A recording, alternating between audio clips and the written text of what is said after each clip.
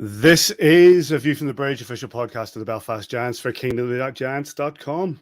Today's Tuesday, the 13th of September, 2022. My name's Patrick Smith. We're live on YouTube, we're on Facebook, Twitter, and you also download us on Apple Podcasts, Spotify, Anchor FM, and all your normal podcast providers. And on this week's show, a victory in the CHL against Czech opponents. Bringing a bit of deja vu to us all. However, the victory over Trinec became a battle in a fever pitch SSE Arena atmosphere. And now we settle back to domestic competition with the Five Flyers, home and away. And if we can say, it just feels a little bit mundane after the fun that happened on Sunday, but that's the way it is. We'll be talking about that trip to the Swiss Alps and the visit of Trinec. We'll also see the Belfast Telegraph's Adam McKendry join us again to share the stories of the high peaks. Ciaran Long went into this Sunday's game as the Giants' top scorer in the CHL. And following a blistering finish in Davos, he joins us for a chat. So get your questions in. A few pieces of news from around the league. And with Fife opening our domestic account, we chat about the Giants and what they can bring as they move to retain the Challenge Cup. Now, if you're watching us live on Facebook or on YouTube, send your thoughts, your comments, your questions, and we'll share them and maybe get a bit involved in the discussion. And before I introduce my good friends here, of course, we do this podcast while the United Kingdom is in a period of mourning following the passing of Queen Elizabeth II. We come from a complicated place where people's opinions can vary, they can differ, they can outright disagree. Yet respect is something we should hold with each other regardless. And the passing of a monarch will stir up emotions in some more than others, and it'll shock nobody to learn that I am no way a monarchist. Yet my daughter, coming from Manchester as she does, was devastated at the news, and in our window is a picture of Queen Elizabeth II that she drew and coloured in herself. The Giants walk a tightrope at times in our social landscape, and their actions may not be right for some or not quick enough for others. But from my own opinion, I felt they approached this with respect for all sides, and it's a credit to those who undertook it. Social media can be a sewer, sadly, but if there's anything, we need to respect each other. And it's the personal meaning that shines through. So from my point of view, I have great sympathy and condolence to those like Davy who held the Queen dear to his heart, and to those, and I think the 2-minute silence that was so impeccably observed in the SSE Arena on Sunday shows that we can all have respect for each other. And it's that respect that our own Jim Gillespie wanted so much from this club, and I feel that we showed it. Mr. Majimsey, how are you? Paddy, I'm very well, thank you. And I guess on a personal level, I'd like to thank you very much for that very kind intro. The very first person on Thursday night to text me condolences was the pest from the West. So, you know, I know we will always have our political differences, and we've done our little video and all, and we always will. But, you know, the Queen was someone that grew up. It feels really personal. And I've heard a lot of people saying this on the TV and stuff. It feels like we lost a family member. The Queen was, I know we were different. The Queen was on the wall in my house. The Queen was on the wall in my church, the Orange Hall, the football club. Wherever I went, the Queen was just part of our life. So when you lose someone that's been there forever, for me, the 47 years of my life, I know it's hard to believe, but she was just someone that was always there. And it feels like it kind of felt like when my wee granny went 2 years ago, it kind of feels the same kind of pain. And I wasn't expecting it. And I wasn't expecting it to catch me out so much last Thursday night, because obviously something has taken a bit of a turn. And the Queen obviously went very seriously ill from being sort of front-facing in the news just a couple of days previous, meeting Liz Truss as the new Prime Minister. And, you know, without going on about too much, yes, it's actually a very somber time. It's actually been quite hard to deal with on a personal level. I'm sure the next few days will be trying as well. But look, from me to the royal family, not that they're probably watching, but my condolences and thank you again for your kind words. And I'll raise one for Her Royal Majesty passed, QE2. So you say that, but I hear that the new king said to Joel Neal, "Where's Davy Majimsey?" Is that right, Joel? Listen, boys, I kind of sit in the middle, literally tonight, but figuratively between you two. But you know, Paddy and Davy, to me, since the first day I walked in the door of the SSE Arena and became aware that you boys existed, your friendship and the dynamic between you that I get to sort of see on the inside in our group chats and whatever else, it's the thing that gives me hope for the future of this wee place, honestly. I don't really sit on either side, to be honest. I'm one of those kind of people that I just don't have any feelings really. Obviously, I'm big enough and grown up enough to show respect whenever something like this happens. And I've been captivated by the news this week and just watching history unfold. And I was lucky enough today to be in the cathedral to see that service and see it all happening. But just that's really touching, Paddy. I didn't know you were doing that tonight. And I think that's a really lovely thing between you two. And it fills me with hope that there's a peaceful future for this place where we can all kind of agree to disagree and respect each other. And I we feel, especially in this organization, it's all about hope and it's not about hate. There's only one organization that involves hate. This shit. Steelers top game of hate. I was thinking two, to be honest. That is true. There is 26th, the 20th anniversary of the 26th of 10th, 2002 is coming fast upon us. And I think we do have a game that night, and you wouldn't believe who it's against. It's almost like it was planned. It's not the Nottingham Panthers, is it? Dundee Stars, I think. That would have been my second guess. Right. Let's get stuck into this weekend's games, boys. And we begin with the game that took place over in the Swiss Alps on Friday night. The Belfast Giants took on the HC Davos. Let me see if I can bring up the statistics here. No, not that picture. That one. Boom. A 5-1 defeat for your Belfast Giants. Davos scoring 4 in the first period for Corvey, Pressey and Egley. Ciaran Long, who will be joining us later on, with a blistering finish in the second period to make it 4-1 before Stransky, not on that picture, but Stransky made it 5-1. What I'm going to do is I'm going to invite in a man who made the trip, and that is the Belfast Telegraph's own Adam McKendry. How are you? I'm great, guys. Good to see you again. Look at that blazer. Hold on, let's get rid of this picture. Get him on. Oh, Look at that. There we go. That's fun. There's a man who's dressed up. For those not watching, those listening in and not watching, Mr. McKendry is wearing a very fetching blazer. How are you doing? I wouldn't go that I am the least fashionable person in the world. Like, I will wear the same variation of 2 different outfits to the SSE Arena every single weekend. So for me to be dressed up like this is one in a million. So enjoy it while you can. I think they call that ESPN couture. I had exactly the same jacket when I went to school, except it had a school badge on it. So fair play to you for keeping it for so long. This could be my school blazer, just with the logo taken off it. So it's a strong look. It was a tough first period, Davey. Defensive errors, problems, and Davos were out skating us, and they were worth the lead. Well, first 10 minutes of the game, obviously we skated as best we could.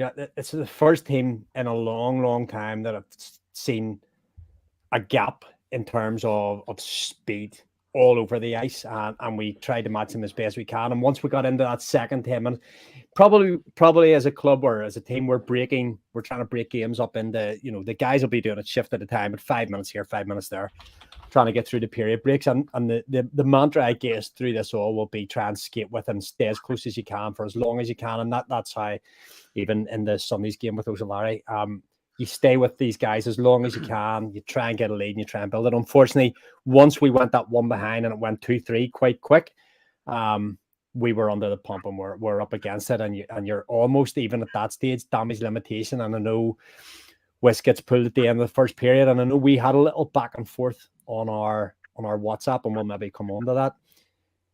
Pulling a goalie isn't always down to the goalie. Pulling the goalie can also be a bit of a wake-up call for the D. And I thought that Jackson will probably only want one of those ones back, the one that goes near side, high near side, where he's driven down the outside of Rayner. Rayner's trying to take away the centre of the ice, I guess, for a pass coming across. It doesn't come, and he goes in and he elevates up over West's shoulder. I think that's the only one, but technically, I guess that was probably the backbreaker as well in the period. The other ones, defence has gone AWOL. There's 2 of them have been 1-on-none, 2-on-nones that you just can't do anything about. There's obviously, I think there's the 4th one's possibly just coming either to the end of a power play or on the power play. It's a backdoor shot. We talk about crossing that Royal Road a lot, and we do it with Rayner's goal. good night to mention the Royal Road, right enough. You get that goalie going across. For anybody that doesn't know, if you draw a line straight up the ice between the two posts at either end, that blue section, if you like, crossing that is very, very hard for a goaltender, known as the Royal Road in the game. You cross that, it's very hard for a goaltender going east-west, I guess, to make that move if you get it right. So they moved us well. I think at least 2 of their goals came across there. One of them's hit the post and gone back and hit West on the backside and gone in. So it's been unfortunate as well, but I just thought that Davos just all over the ice, they suffocated us on the penalty kill. We had power play opportunities, and they did to us what we were doing to elite league teams last year. They pinned us in our own zone. We couldn't get a controlled breakout. We couldn't get wingers activating to transition the puck, and we're doing a lot of this skating up, dropping it for the second, third man, coming to try and bring the transition, but they were on top of us so quick, having to cycle in behind our net and try and restart, and power plays really came to nothing. And at 4-0 at the end of the first, it was damage limitation, and Jones obviously coming in relief of Whistle, I still think was as much a shout of the day. You've got to wake up here, boys, as it was the Jackson. I fully agree with that. Joel, what are your thoughts? Yeah, look, I'm not going to add a great deal to that. I think there's an interesting piece of context here that I think people maybe forgot. I was on the tweets, the game tweets on Friday night during the game, and I saw a few people sort of going, "Oh, this is terrible, this is dreadful, we're falling apart, blah blah blah." Let's remember that we're playing in the Champions Hockey League against one of the most storied teams in Europe. Yep. You're talking about HC Davos here, the birthplace of the Spengler Cup. This is a serious hockey team. And I'm not saying that the Belfast Giants aren't, because as I said last week, called it. We came home on Sunday, we got a result. But you're talking about maybe Kendo, you'll know more than me, but the NHL experience and the sort of senior European minutes in that team versus the Giants, even in terms of player budget, the gulf between the sides is just absolutely extraordinary. What I thought was really interesting was that it was probably due to the kind of slightly physical start. There was that big hit. Mark Cooper absolutely emptied Sven Young down behind the Davos net. And for some reason, Davos then... it was a big hit. Ben Lake laid as well. Took real exception to Laker during those opening few minutes. So it got really physical really early, which is interesting whenever you're playing a European team. And I think we had to really find a level and really stick to a high tempo from the drop. Yeah, I think you're probably right, Davey, in terms of the goals. That the first one, Joachim Nordstrom had an absolutely sensational screen in front of Wiss had absolutely nothing. He took his eyes. There's nothing that the best goalies can do whenever you've got a screen that good in front of net. Enzo Corvey, that second goal across the blue line, great snipe.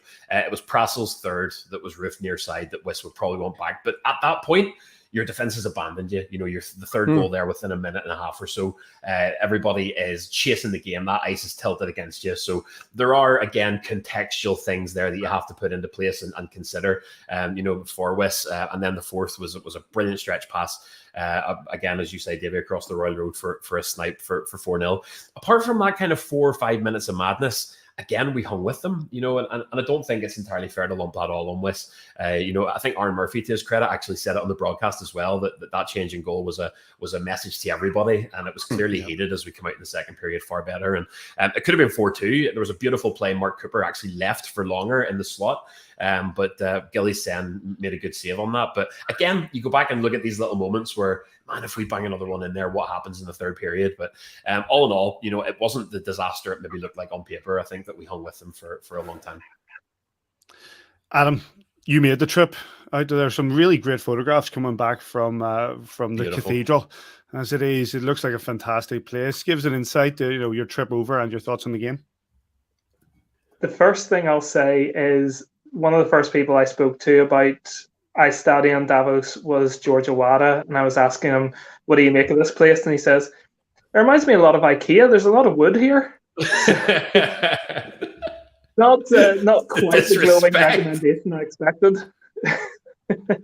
The place is pristine. I mean, it's absolutely unbelievable. You think about the history in that place. You think about all the games that have gone before, Spengler Cup, Davos winning, 31 national championships. You've got the standing area behind one of the goals, which is just incredible. I think it's called the Sector 1921, who made noise for the entirety of the game. Absolutely incredible. And that's even before you talk about the town itself. I'm sure everyone's seen pictures of what Davos looks like, but you really can't do it enough justice in a picture. Like, this place is situated right at the bottom of two Alps. It's absolutely stunning. And I mean, anybody who knows me knows that the only team that I wanted the Giants to draw for the CHL was Davos. I didn't care about the other two teams. I just wanted Davos. So whenever it came out, it was almost like I willed them into existence. And so I've done my research on Davos. I knew what was coming, and even so, I was still blown away by the vistas, the scenery, absolutely incredible. So just a superb place, hockey mad. Like, everybody in that town seems to love the team, and it doesn't shock me at all. So absolutely incredible. Got to spend most of the Friday with Dave McCammond, who came over, who was so dedicated. He flew over on the Friday morning, drove straight to Davos, didn't eat or anything. I met him at the arena, and he was like, the first thing he said was, "I'm starving." So went and grabbed food, went up on the wee funicular up to the top of one of the peaks alongside Davos, and just incredible. You just can't help but fall in love with the place for how good it is. And I really want to go back whenever it snows. Apparently, the place is just absolutely unbelievable when it snows. Ski season. Ski season. Listen, mate, you haven't seen me on skis, and nobody will ever see me on skis. Yeah, no, I'm built for solid land. Paddy's back, but I'm going to just bring you in on we're obviously talking about the kind of 4-goal spell there at the end of the first period. What's your take on that in terms of, I'm not going to say where the blame lies, but what unfolded there? Paddy, just before we carry on, that's a very effective costume change. Well done, mate. I think he was getting some chirps in the background for the stripy t-shirt, which I actually quite like. My own brother as well. Disgraceful. I mean, but yeah, Ken, that 4-goal period, that 4-goal stretch when things kind of got a little loosey-goosey, how did you see that from being there and in the arena in front of you? I was hoping Paddy was going to join me in the slightly more dressed up school, but blazer on. I'll give you the definitive answer on why West was pulled, and it's essentially what you guys are saying. It's because Keefe wanted to give the D a bit of a kick up the backside. Attaboy, Paddy. That's what I like. That's solidarity. Just happened to be one there. So Kiefer said, he was pulled because he needed to give the guys a kick up the backside, and I think you guys are right. Wisp didn't do a whole lot wrong. You probably want that one where he gets sniped on the short side back. But really, there's nothing you can do about Forrest because of the screen. There's nothing you can do about the one-on-one breakaway. The D just let him down. And look, Jonesy came in, was good. Don't get me wrong. Like, I'm not trying to talk down Jonesy, but the D really did step up their game for the second and third periods, and that helped massively. So look, we know what happens in the CHL. We saw it in Liberec the last time we were in the CHL. But as soon as these teams get ahead of steam up, they don't take their foot off the gas, and they really make you pay for it. And I think just the Giants took their eyes off the ball for maybe, I think it was, a minute and 23 seconds. And I think that's why Davos ended up running away with it. But apart from that, I can't help but agree with you, Joel. I mean, besides that, it was another game where I don't think they were massively outplayed. Davos were the better team, I think, for the majority of the game. But that second period was good. I think the third period they hung with them for most of it, and then you could just see the fatigue at the end there. But I don't think the Giants come out of that necessarily, thinking they've been on the end of a hammering. I think they come out of it feeling pretty confident. And if they go into the Trinec game feeling like they're on the end of the hammering, I don't think they end up winning that game. I think they came out of it feeling okay with how they played, and that's what led them to get the win on Sunday, which I know you guys are going to go on and talk about. Yep. Just quickly, because before we leave this game, can we just have a word about Ciaran Long's finish, Davey?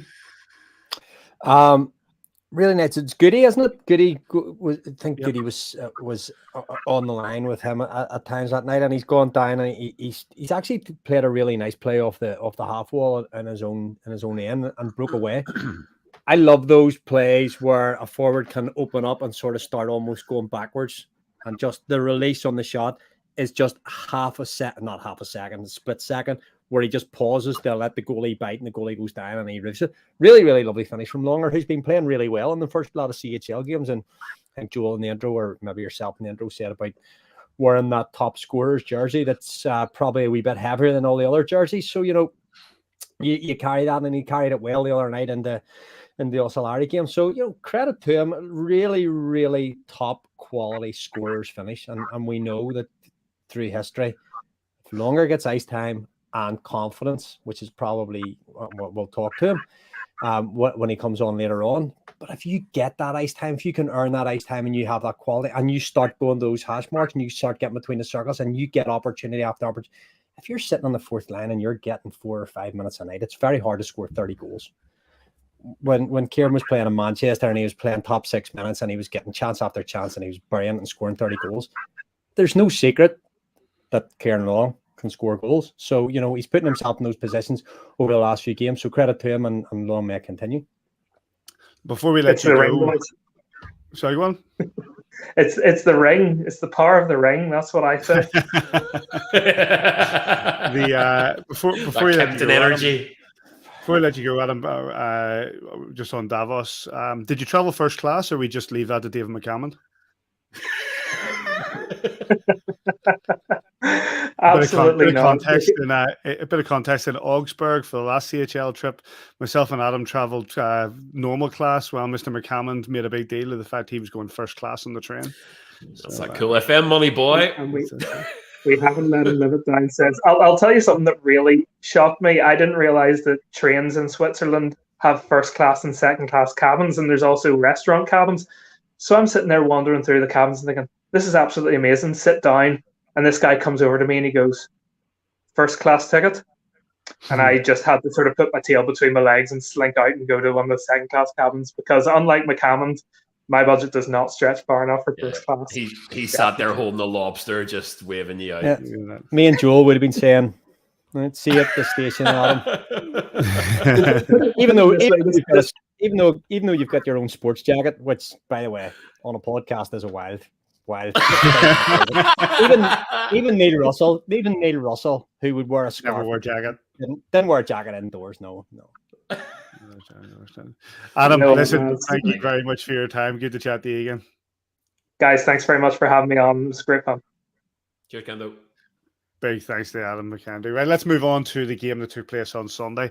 We do have Ciaran Long waiting in the wings, but we're going to quickly batter around this because, of course, once again, we'll bring him in a second, but once again, we had a Czech opposition, and once again in the Champions Hockey League, we defeated Czech opposition, a 3-2 win for your Belfast Giants at home. Goals coming in the first period from Will Cullen, in the second period from Scott Conway, into the third period, and Trinec started to fight their way back with Vrana and Marcinko making it 2-2 with minutes left. The Giants had to weather quite a few penalties, not least a 5-minute major going into overtime. They weathered that, and it went to a shootout. The winning, after quite a few rounds of shootouts, the winning goal was credited to Mark Cooper. Joel, it's hard to put into words the atmosphere that seemed to be in the rink, especially as the Giants were fighting, getting that lead, and even in the likes of the penalty kills. It was a defensive masterclass of a game.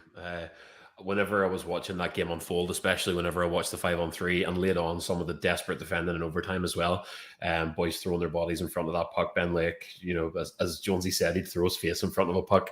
I thought back to, I think it was Gabe Bast chucking his body in front of a one-timer in preseason.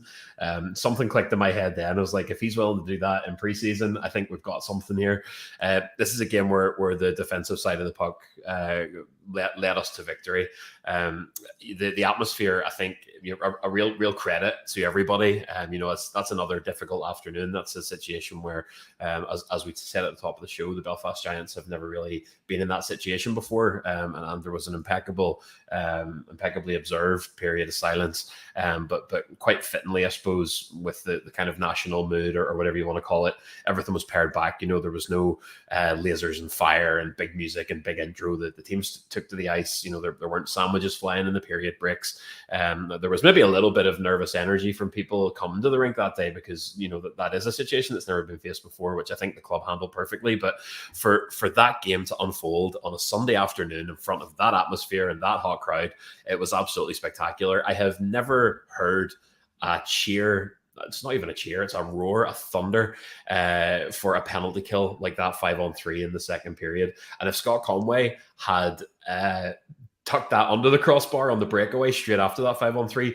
I honestly think that roof's coming down around us. That was one of the most incredible moments I've ever seen. But yeah, look, an absolutely lion-hearted Adam Keefe defensive masterclass of a game, which saw us to victory.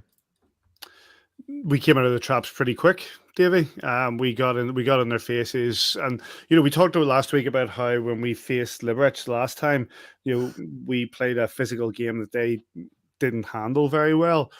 I don't think we played an overtly physical game as we played a quick game.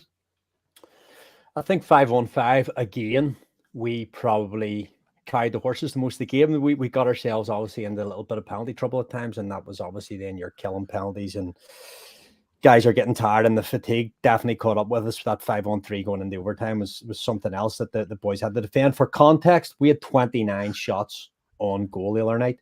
They also blocked 26 shots, you know, so an incredible effort from them, but they had also 40 shots on goal. So defensively, like, bodies were going down in front of Peyton Jones as well. But back on the 5-on-5 point, we were slightly more disciplined, I think, as a collective. There was a couple of moments, obviously, and I still think the call on Rayner is scandalous. It's never a penalty. And I would need to see the Sam Rupp one. Unfortunately, we've got no footage. I haven't been able to get the footage again for the cut for tonight. I don't think Sam's target in the head. The whistle wasn't, if there's a quicker whistle there, he's offside. Obviously, the guy goes in. Nobody hears the whistle. Sammy doesn't hear the whistle. Peyton Jones makes a save. I can't remember who's going back in with the Ossolari forward. Also doesn't hear the whistle. And it plays out. The goalie makes a save, and then it's whistle for offside.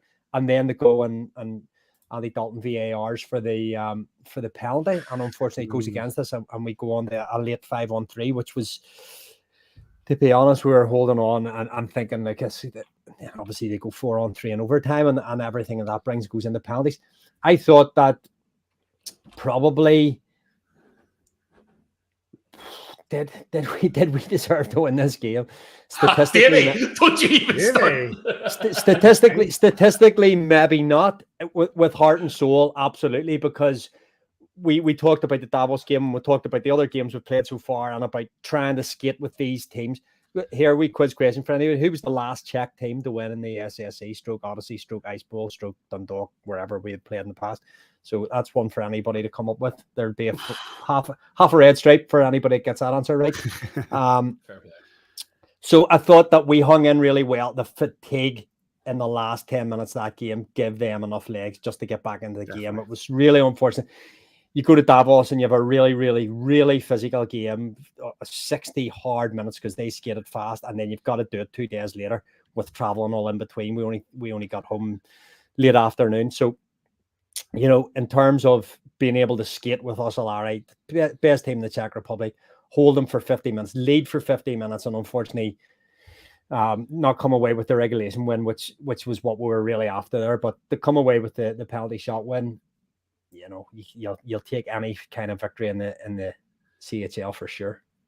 Kevin Rain posting up on Instagram showing the bruises that take place when you go and you stop these shots. Jonesy talked about that, about the sacrifice, the team sacrifice, and Adam Keefe was, I think it was quite telling in post game as well, the way he talked about the culture takes care of that. You know, I put it to Adam that the people in this town call that Adam Keefe hockey, and anybody who's been around for a little while will remember Keefer himself trying to stop a sure Sheffield Steelers goal with his face in 2012 when the Giants were on their way to a league title. But that collective team buy-in has been evident since preseason, and it's shown itself now. And the last thing just that I'll say, Paddy, whenever I talked to Kiefer after the game, he spoke about how he wasn't overly interested in the scoreboard, more about the performance and playing with pride and showing what the Giants have. If this is us setting the tone for our domestic season, I cannot wait. Well, you mentioned that. Let's hear from them. Joined after that one by your man of the match tonight, Peyton Jones. Jonesy, that's you're only really here a month, not even a couple of months yet, but that's a famous night. You must have been aware of the atmosphere and the reaction to that win tonight.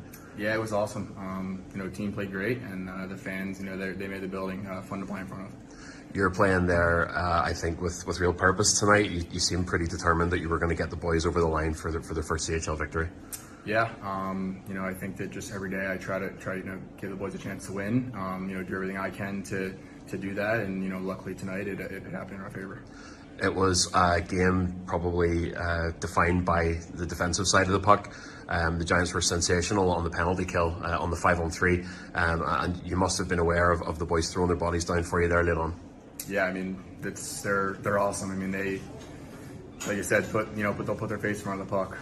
Rayner, Coops, Basti, all the guys, Rupper. There's so many to name. They make my life so much easier blocking those pucks. And you talk to them, they're all banged up from it, but it's that's part of the game. And they just shows that the guys want to win. You obviously did your part too. That the shutout win and save. Did you get much of a read on them? Did you anticipate what was coming? I don't even. I just try to read and react. I don't even know. I was so I just wanted to win, and try to, like I said, do everything I can to make a save to get the win. For me, it's just I try to stay in the moment and take it 1 second at a time. I don't get I don't think about anything. I just read and react. And lastly, Davy Majemsi from the podcast noticed that you bagged that puck at the end there. Is that going on the mantelpiece? Yeah, I actually got it over there right there. So it's big win for our team, for me, and for the fans here, and we'll have some fun tonight and back to work on Wednesday. Fully deserved. Well done, Jonesy. Thank you. Joined after that CHL win over Otsulari Trinec by your head coach Adam Keefe. Coach, that is bottom line a famous night in Belfast. Yet another one. The Giants, especially defensively, especially in the penalty kill, were nothing short of heroic there tonight. Yeah, I think we challenged the group today to not really worry about the scoreboard. To be honest with you, our performance was important. Especially going into our league campaign next weekend, we wanted to make sure that we felt good about ourselves. And the score will take care of itself. And I think right from the drop of the puck, our guys were ready to go. And I love the way that we defended. And didn't give up a ton of shots, didn't give up a ton of scoring chances. And then obviously when we did give them some power plays, our penalty kill was massive. A lot of block shots, a lot of sacrifice in there. And that's great to see so early on. Just a word for Peyton Jones, who was pretty stellar all night tonight, including that shutout winning save. Yeah, he was huge. He was steady in there and calming for our group. And when he was challenged, he was there to make the save. And I think, in particular there, that 4-on-3 in overtime, there was a few that were empty nets, and he was battling in there, and he found a way to make a save. And the guys in front of him were battling as well. I can picture a few that were saved by some block shots. So it was great to see. Is that something that you coach, or is it something that happens naturally? People in this town call that Adam Keefe hockey. You saw the 5-on-3 early in the game. You saw Ben Lake throwing his body in front of shots, and he was far from the only one. Is there any emphasis on that in preparation, or does it just come out of the culture of the team? I think the culture takes care of that. You got guys like Laker and Cooper and Rayner that have been doing it for years, and then everybody comes in and just jumps on board and is capable of that as well. And I think seeing everybody, I would love to count the blocks tonight, Yep. And they weren't just like small shots; they were taking some. So I'm sure there'll be some sore bodies tomorrow. But I can tell you this: everybody's smiling in that locker room. Congratulations, coach. Another famous win for the Belfast Giants in the CHL against Czech opposition. Let's bring in the man who wore the top scorers jersey going into that match. How are you doing, Ciaran Long? Hello, gents. Yeah, buddy. How are we? A busy day cutting hair? No, day off today. Soon as nice. Keith. Well, the boys in the shop said if I scored in Davos or got an assist, I get a week off. But Fair play. I'll take 1 or 2 days off. I'm not taking a whole week off. Fabulous. Let's go back to that game. Let's go back to that goal. Let's go back to that trip out to the Swiss Alps. Your thoughts on how that game went? Obviously, a difficult game with regards to the scoreboard. A lovely goal by yourself, as we spoke about earlier, but a very, very tough opposition to face. Yeah, definitely. We knew they were tough going into it from obviously playing them at home. And we did our pre-game skate and it seemed fine. And then just that first period, honestly, I've never experienced anything. I'm not using it as an excuse, but trying to get your breath back. with the altitude difference was really tough. Yeah, that's not an excuse for the slight mistakes we made as a team to concede so many goals early on. But then we picked it up in the next two periods, and we tied 1-1 in the 40 minutes. I'm actually just sitting there. I never even considered the altitude aspect of that, which there's no real means to get used to that, whereas the HC Davos team will be used to that. It's their home rink. Yeah, definitely. And honestly, I was coming off the ice at after some shifts, and I'd be like, how am I out of shape? And looking down the bench and seeing quite a few of the other boys still struggling. So I'm like, okay, you're not out of shape. It's just, it was different. But it was an unbelievable experience, and what an arena to play in. Without taking the altitude into account there, we were talking about just the speed and the kind of suffocating penalty kill. We talked about how last year that was a real focal point of the Giants in domestic action, where we would suffocate teams in their own end, especially on the PK. We wouldn't let them get out with no control breakout. We just couldn't transition up the ice because we had our power play opportunities, but they were all over us longer. Yeah, they are. And when you're playing teams like that, if you try to pay attention and watch, you'll notice their feet never stop moving. They very rarely glide, and when they are gliding, they've been pushing pretty hard, and they're still coming at you at some speed. So it is an adjustment to play these teams. But I think we did do ourselves proud, and we just slipped on a few minor mistakes, and you can't make tiny mistakes against these teams. Like, is a portion of that down to them just being slightly deeper than us, that they can roar 4 full lines and they can just keep going and they can just keep skating, whereas we're slightly less. Like, it's not down to condition, it's not down to, they were just faster and they were just quicker on the night. Yeah, albeit, I mean, I can't remember Davos' sheet, but we're playing guys that have played in the highest leagues in the world, and I mean, it's always going to be difficult. Let's talk about a positive thing. And sorry, Joel, before you come in, no. Let's talk about wearing that top goal scorer's jersey or the top point scorer. It must be like it doesn't mean an awful lot, but it's like a nice little personal thing in your career. Yeah, definitely. I also don't like it at all. It's like putting a target on your back. Wasn't like you said, it's a nice honor. There's a question. Maybe for a warm up thing. But yeah, no, I'd rather just have my own normal number on the back so no one's targeting you.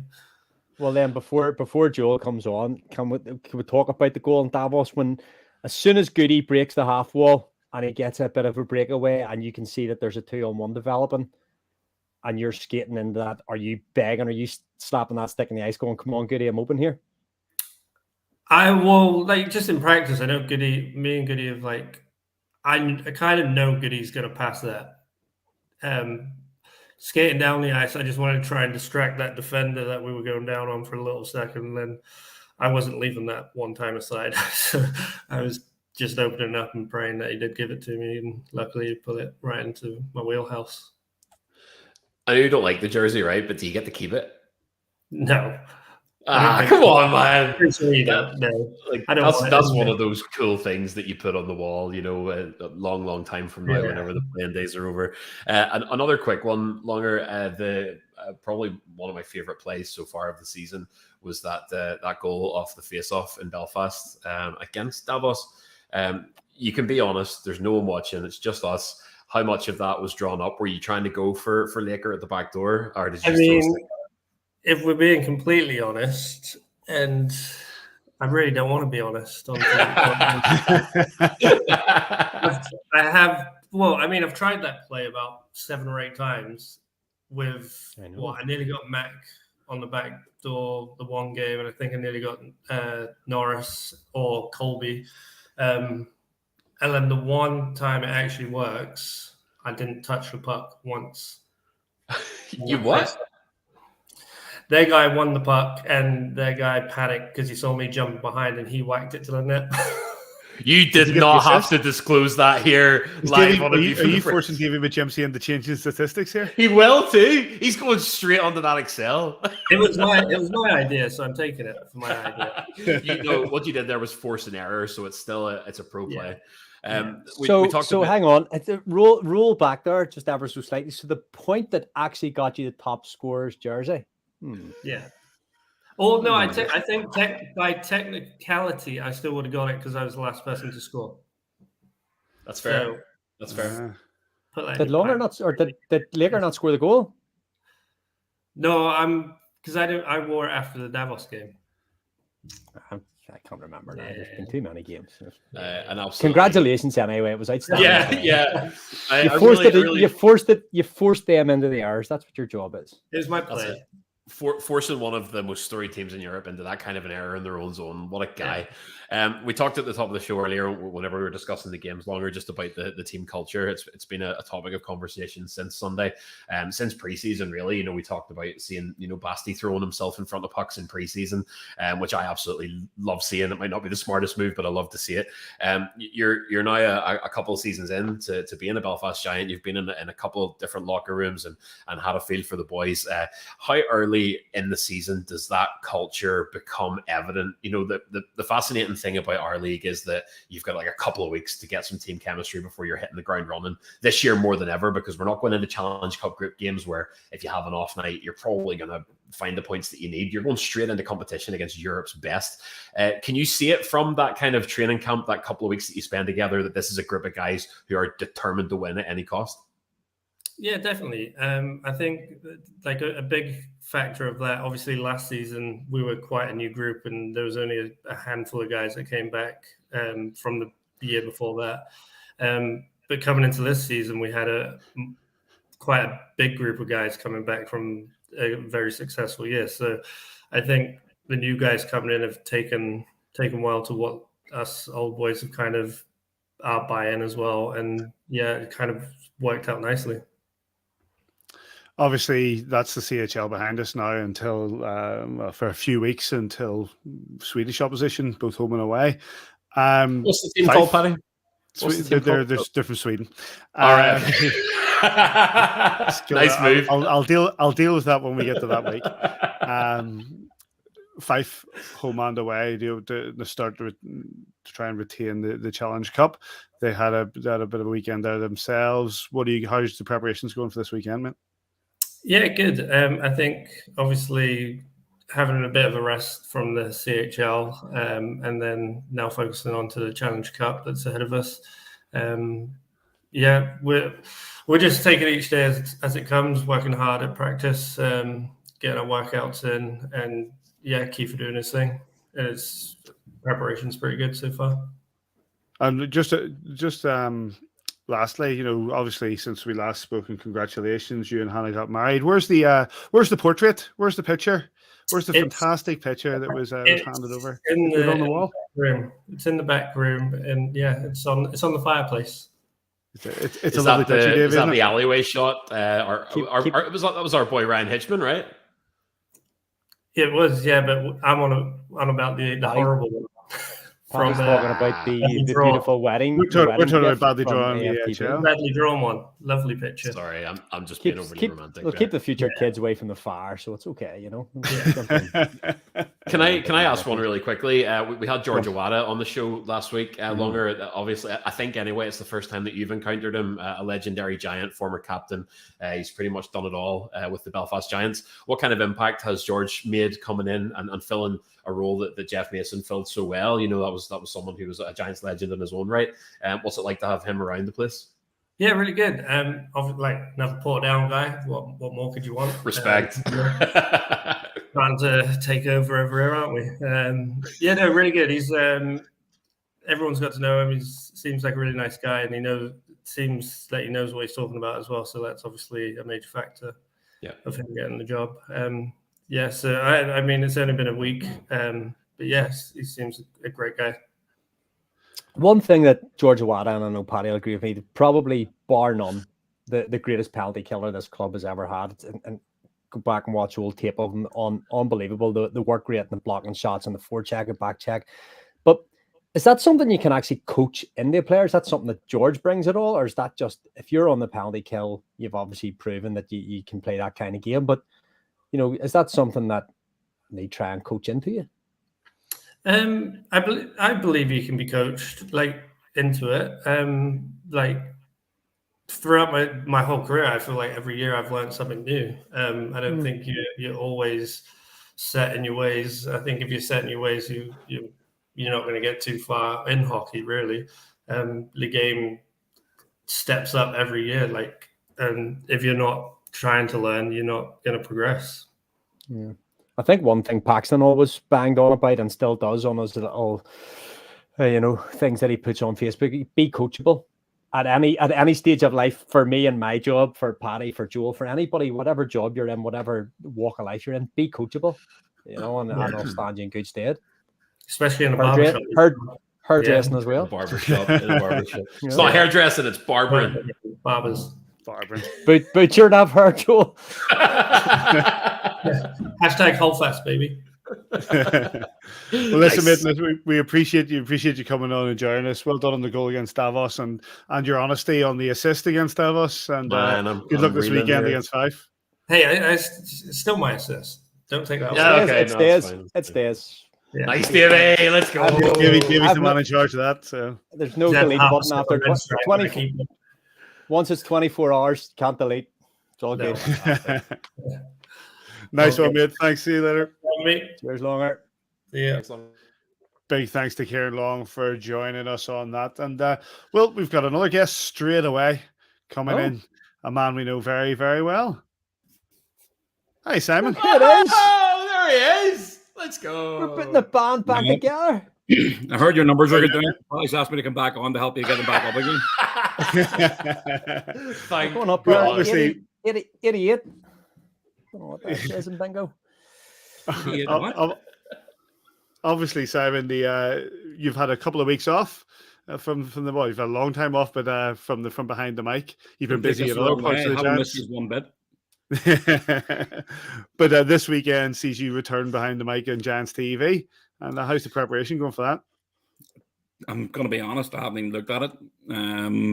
We've been that busy in the office side of things, trying to, obviously CHL's taking preference over everything over the last 4 or 5 weeks pre-season. But, literally, I've got it.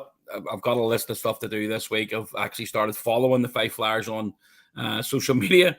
Again, I mute them all during the summer. I don't listen to any of it during the summer. So, as it gets a week to the game, I start paying attention to what it is. But they had a couple of good results at the weekend. And I think they'll, listen to a couple of interviews from Todd Dudian. They're looking, they're putting a good team together and obviously still missing a few guys. So no idea if they're going to be in the lineup between now and Saturday. But look, it's a tough place to go into. Back or home and away against the Fife Flyers this weekend. It's not going to be easy. How did you take the Champions Hockey League from the Giants' perspective, both from your own perspective and the organization? Organization, it's been very good. We've talked about it on here numerous occasions. Do we go CHL or is it better to go Continental Cup? I think that the experience this year, when you look at when the draw was made back in June. When you basically have, the travel, the schedule, where we're going this year, it's all three of them are not easy places to get to. Probably the first one is going to be the easiest with regards to Trinec. And then, obviously, the last Wednesday night, the boys had to travel down to Dublin, stay overnight in Dublin with a 4:30 alarm clock, get an early flight to Trinec, to Zurich. And then a 3-hour bus ride, delayed in the airport, both sides. Getting back on Saturday was a problem because the Erlingus, had a number in their pants because their IT broke down. And the whole thing was very, very lucky that the boys actually got back, because if it had been an hour and a half, 2 hours later, they might not have been back on Saturday at all.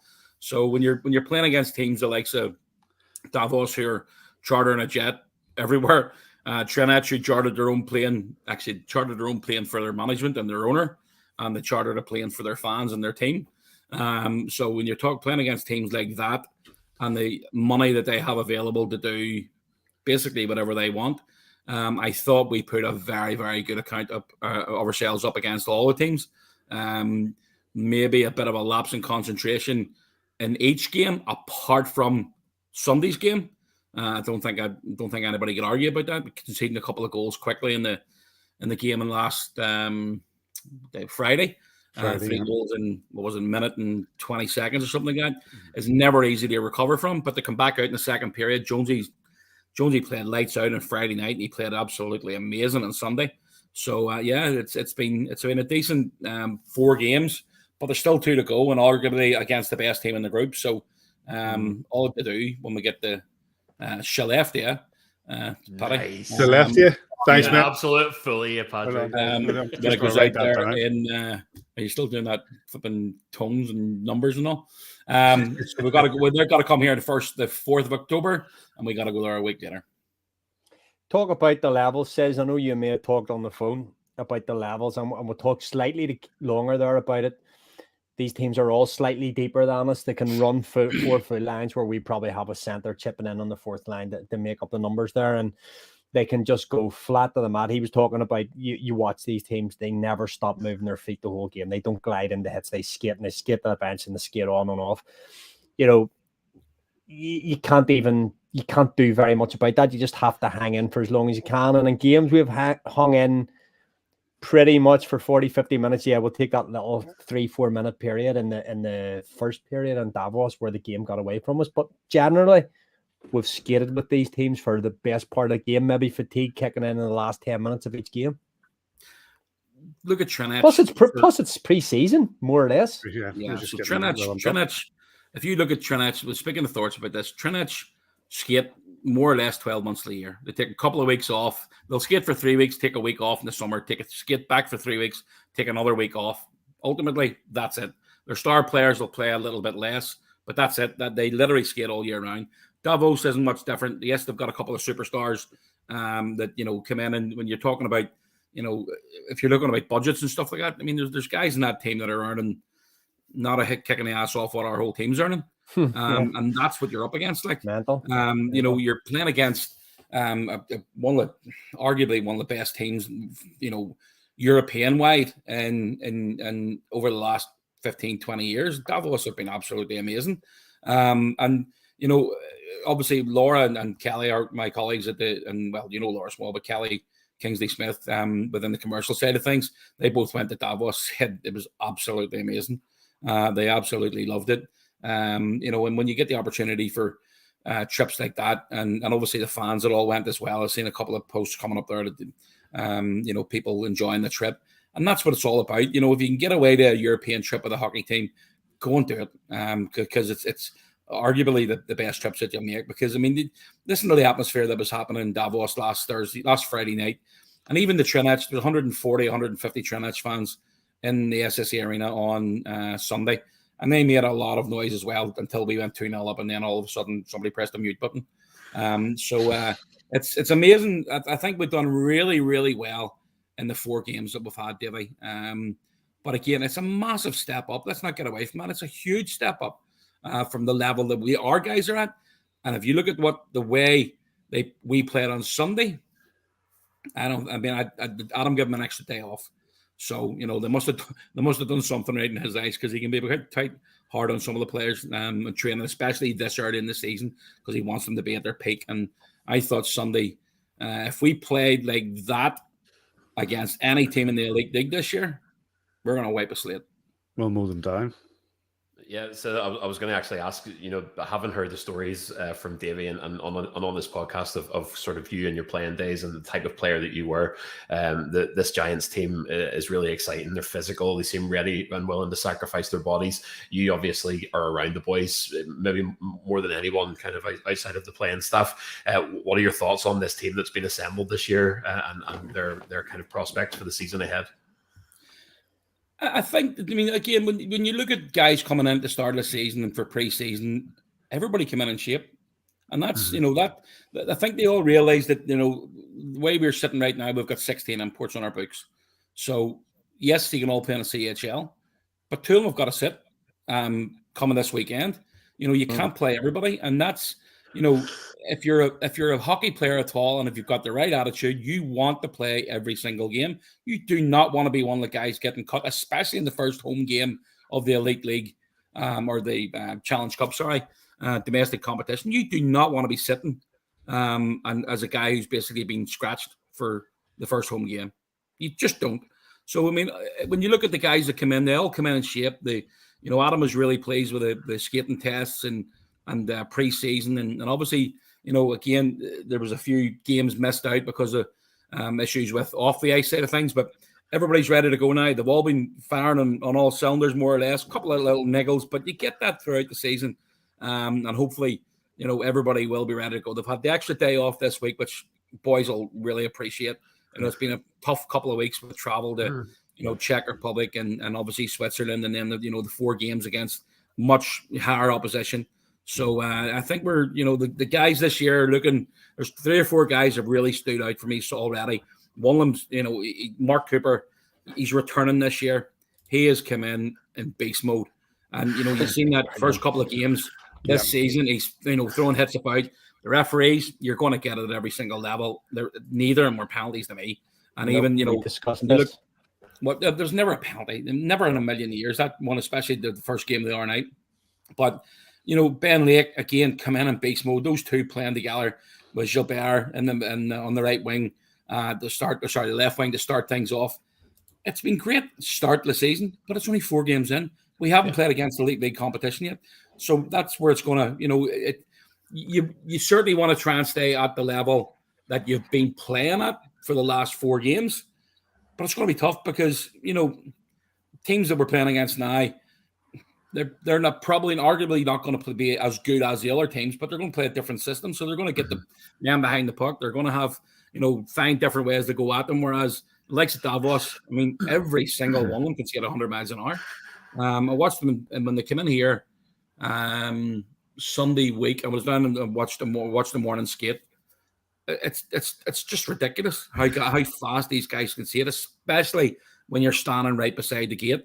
They can really move. And Trinec again at the weekend. I mean, there's some big boys in that team, and look at the 17-year-old kid. I thought he did very, very well. Yeah. So again, this is what you're up against, but it's all about the challenges you put in front of you, and you want to go out there and win. It's that simple. Just to come back before Paddy goes there, it says and you're talking about a couple of healthy scratches on the import side of things this weekend. How much will that drive the team to not be the one that's sitting out? How much will that be? If you're the guy sitting out, you're going to be chomping at the bit to get back in the team. So everybody has to be on their game to keep their place in the roster. Don't know who it's going to be. Only but ultimately there's going to be 2 sitting in that. From your perspective, will that drive the rest of the guys that not want to be the guys sitting up in the media box? I hope so. Yeah. I wouldn't like to think that there's guys going, do you know what? I wouldn't mind a night off. You're 4 games into the season. I would like to think, and again, the attitude's been decent this year. The guys are, again, there's nobody. You know what it's like. Everybody says they're a great bunch of guys and they do this and they do that, but they really are. I mean, there's some really nice guys in this team this year. Some of the newcomers, Colby McCauley, what a character he is. Like, he's probably just when you look at Scott Conway, he's just a bigger, bolder Scott Conway. Dear God. Yes. Collins is just an absolute, savage. Like, we talked about him last year. He's just lethal. And then, there's other guys. Peyton Jones is a really good lad. And, a couple of the defensive boys, Matt Foley's really good kid. Will Cullen. There's some really good characters in this team again. And you need that about a dressing room. So hopefully, as I say, they're back on the ice tomorrow morning. Hopefully, that Adam's going to, let's just say they've probably been enjoying themselves the last couple of days. So I would say they'll be in for a bit of a skate the morning, and 1 or 2 of them will be blown out their arse by about tomorrow morning. But that's what you get. You just sort of have to suck it up and get on with it. Well, it's good to see you, mate. You're back behind the mic on Saturday for Giants TV. Obviously, rather people get down to the arena to see the game, but if they can't, they'll see you and maybe one of those scratched players stand beside you, possibly. See, this is the thing. I don't really like asking the guys who've been scratched. They don't, because they don't want to be in that position. No, they don't. Might have to. I'm waiting for a call from Big Graham Walton. Hopefully he's going to be available. Wally's interested in doing more, and Gareth Martin really enjoys it. Oh, Gareth Martin's good was at that as well, yeah. Yeah, Dicko, Dicko sort of, he'll avoid me on the morning of the game. He'll watch. He'll stay on the ice. Normally, Dicko comes off for the last boy on the ice, but he'll even stay on there on his own if he sees me hanging about the gate, because he knows what's coming. So I don't know what's going to happen with who's on Saturday. I really don't know who's on Saturday night with me yet at all. So we'll hopefully find that out the next day or so. No doubt it'd be good to have you get behind that, Mike. Before you go, I'd like your opinion on something. Davey shared this with me as well. Maybe you can share. Who's this, Davey? Oh, boys, we better give a big shout out to these two characters here. Two absolute rocks. Big Mark and Kelly, who they're like, they get everywhere. They were unbelievably, says, in the cockpit of the airplane on the way back from Davos at the weekend. That sounds about right. They at the World Championships, they're chauffeured around in like the head man's car. These guys, they travel all over the country in GB here to Giants away games to help Taff out, help set up the locker room, help them out getting everything packed up and away. Two absolutely Giants legends that maybe not everybody knows, but if you see these guys in an away game, give them a high five or a hug, because they're absolute legends. Yeah. Legends in their own lifetime. They did one. They were telling me they went the first year the GB were up on the top level. Taff was telling me. So they went. Where was that year? I can't remember where it was, but anyway, wherever it was. You went to, was it not out Slovakia or somewhere? You went to Slovenia, Slovakia, France to stay up. You were at the game. No, I didn't go that year. It was the year before. I went to two of them the year before. They haven't been at the top level, but I can't remember. Anyway, wherever it was, and they just arrived with their GB gear on, and they walked straight in through the door. Security says, "Hi, Mitt, how are you?" Put his hand out. Shit. They've just got balls of steel. Like they just don't mind walking up to you and just going, "We're going straight on in here," and they walk straight in through the door. And straight into Team Canada's room, walked straight through the door into Team Canada's room, and they ended up being best mates with the equipment manager of Team Canada. And then when they came back out of there, and they were walking out, and they ended up bumping into Rennie Fassel, who was at that time he was the head of the IHF, yeah, sitting chatting away to Rennie, Mr. Fassel, and this is great. And he says, "No problem at all." Wherever they were going, they were playing. Do you know what? It was in Zurich. It was in Zurich because they were playing, and I think it was Bern. They were playing two. Yes, that's right. The 16 teams are split, so they were basically playing in Switzerland, and they basically were looking to get from. I think Team Canada were playing Russia, or maybe it might have been USA, and they basically said, "You'd really like to go to that game, but it's really difficult to get tickets." Rennie Fassel says, "No problem at all. You can come in my private car.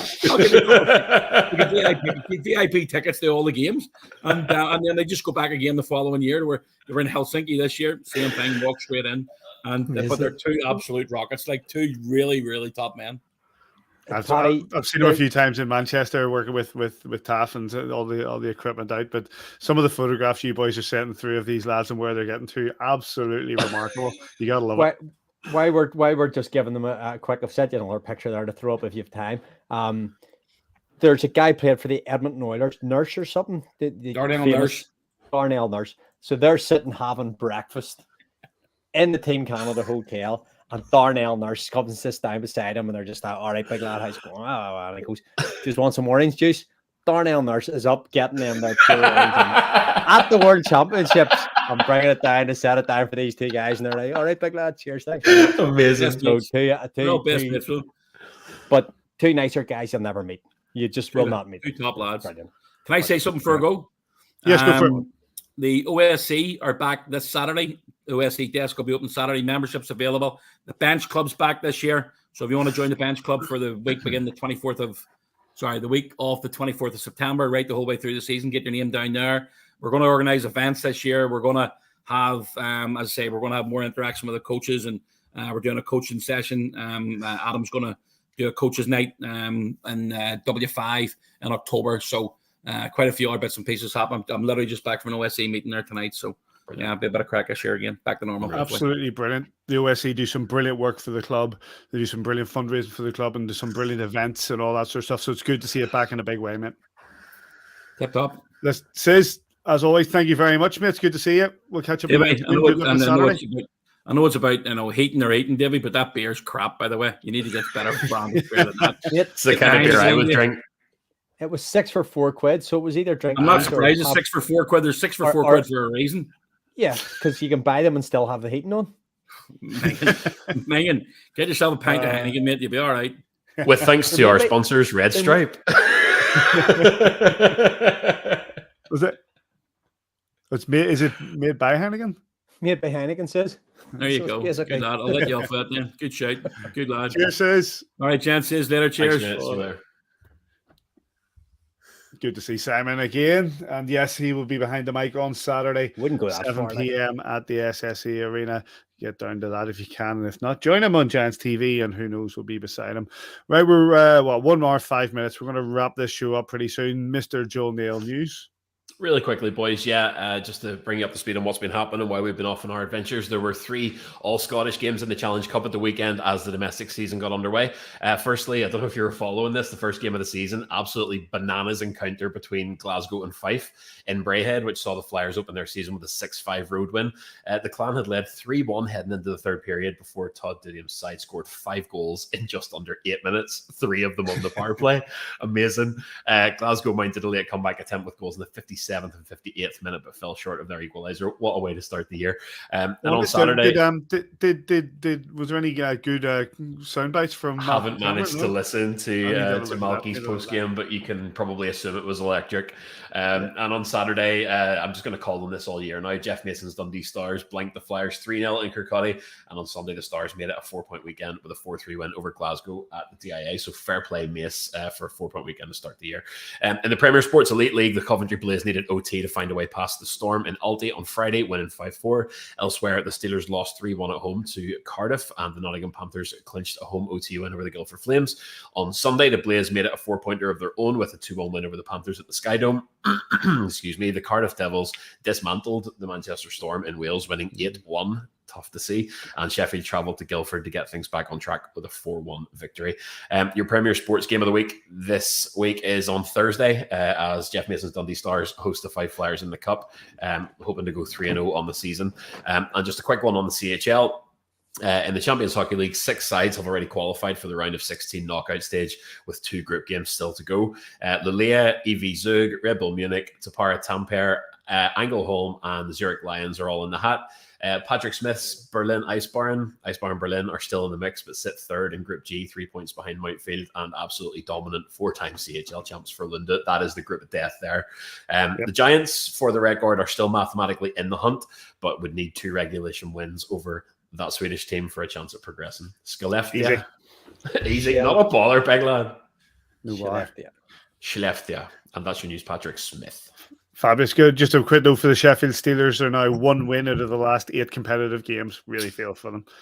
Sheffield Steelers top game of 8. No, it's tough break. Hate to see that. Hate to see it. 1 win out of 8 games competitively. Really hate to see that. Yeah, Belfast Giants are back in domestic competition this weekend. As we've said, Saturday at 7 p.m. at the SSE Arena, they will face the 5 Flyers in Challenge Cup competition.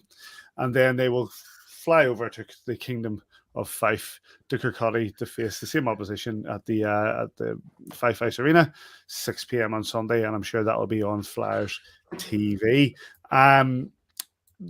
Just briefly, I'll go to you, Joel, because Davey hits this part. But this is a team, Fife, they've got results. You've said about the result against the Glasgow Clan at the weekend that they can find the goal.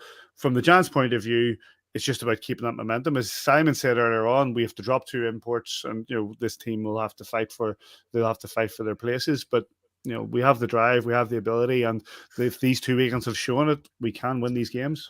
It is. It's a different animal whenever you come back to your domestic season. There maybe, with no disrespect to the 5 Flyers, but there maybe isn't the same sense of occasion coming into a weekend where you're getting your Challenge Cup group underway, because let's be honest, boys, and I'm not going to tempt fate, but historically speaking, the Challenge Cup group has not been a hard thing for the Belfast Giants to get out of. It's not like you're coming into a massive occasion, massive game. So it's back to bread and butter. It's time for this team to show that what we've seen in Europe they can do domestically, against obviously a slightly different type of hockey, against maybe a more physical, a more gritty teams that are going to try and kind of wear you down and get in your face a little bit. But yeah, look, it's all part of it. I want to lift that Challenge Cup yet again, just as much as I want to lift any other trophy. So let's hit the ground running this weekend and absolutely stop them. A nod of the head, David. Yes, can't argue with that. I want to win every single shift. I want to win every period. I want to win.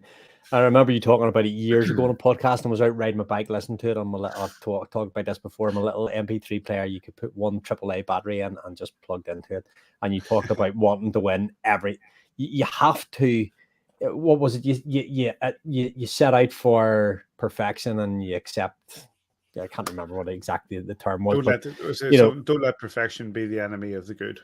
Nice. No, that wasn't it, but that is good. But it's you have to aim to win absolutely everything, and you settle for just a wee bit less than that, but you don't settle for mediocrity. That's for certain.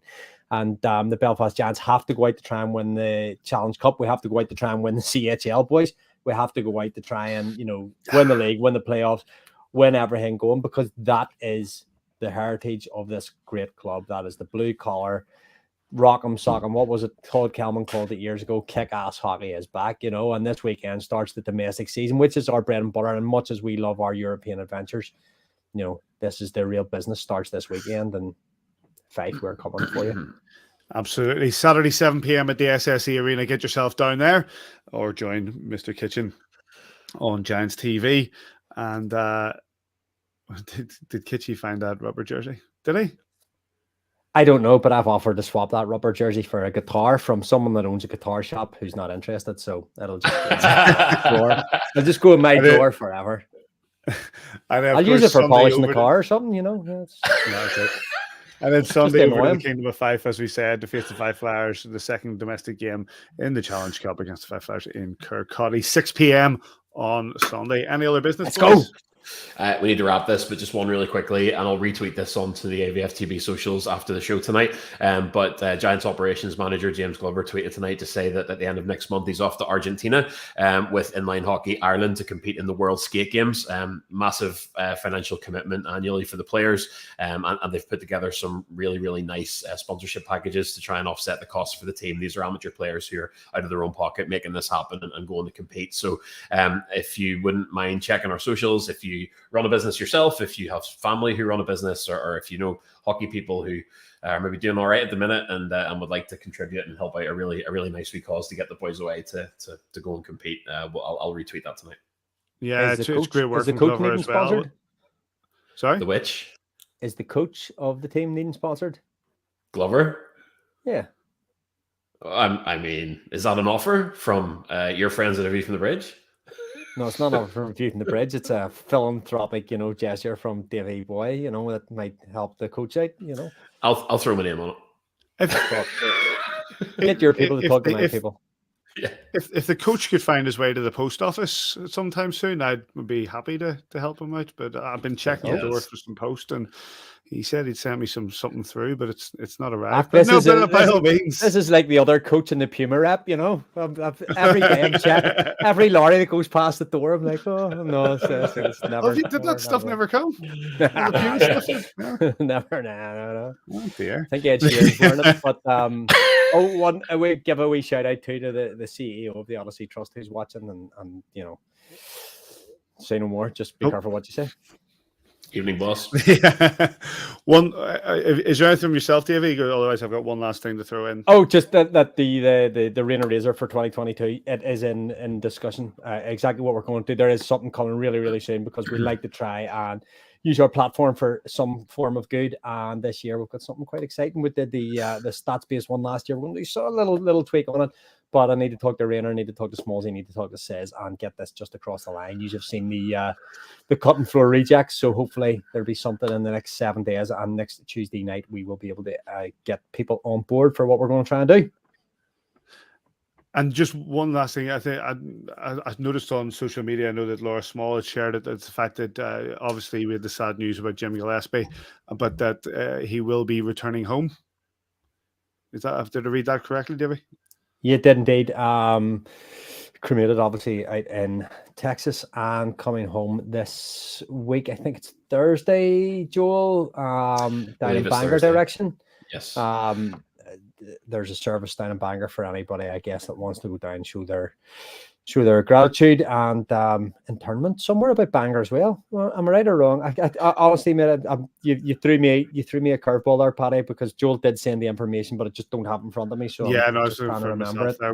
We'll try to get the information correct, and we'll make sure that let's get the information out on our socials, as Joel says. We've got Insta, Facebook, Twitter, and if you can, it's during the day, obviously, and if you can get along on Thursday, get along, and no dark colors, I think, was the only caveat, wasn't it?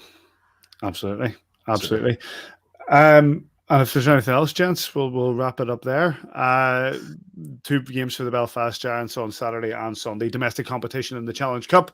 Back, as Davey said, our bread and butter. There you go. So Coles Church, 10 a.m. on Thursday. Nice. Thanks, Lynchy, for the information there for regards to Jim Gillespie. Yep, so 5 Flyers home and away. Saturday, 7 p.m. at the SSE Arena. Sunday, 6 p.m.